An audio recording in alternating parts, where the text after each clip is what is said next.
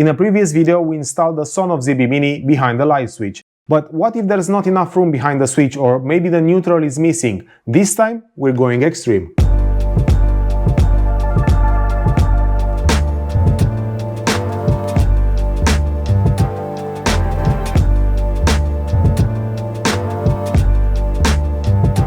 This is the Sonoff ZBmini Extremein or Sonoff ZBmini L2.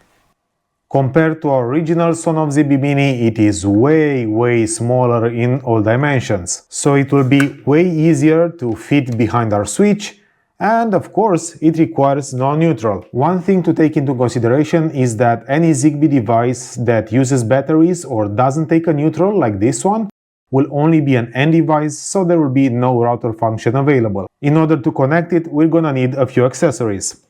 First, this is a source of power. This is for 240 volts. Don't worry, it's not connected to power right now. We're gonna need a light bulb, a switch, a screwdriver, and basically that's it. This is our source of power. We have line, neutral, and ground that we are not going to be using. The first thing that we need to do is to connect the line to the line in on the Sonoff, which is pin number 2.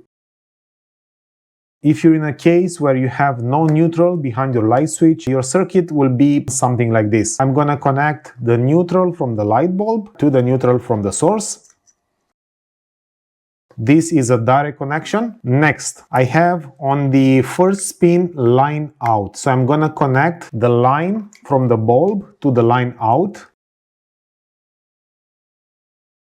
Now we're gonna need to connect our switch. Our switch uses two wires, red and black. In this case, it doesn't matter. It's just a dry contact switch. I could have used the same color. This switch is gonna be connected to connections number 3 and 4. It basically just connects these 2 points together when it's activated. I'm gonna put black over here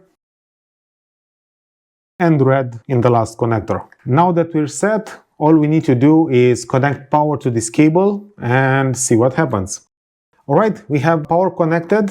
Keep in mind that you need to pair this device to Home Assistant before putting it in the wall, because it will be way harder to do it afterwards. If we look in Home Assistant, I have already added this as ZBmini L2. It is an N device, so it has no router function.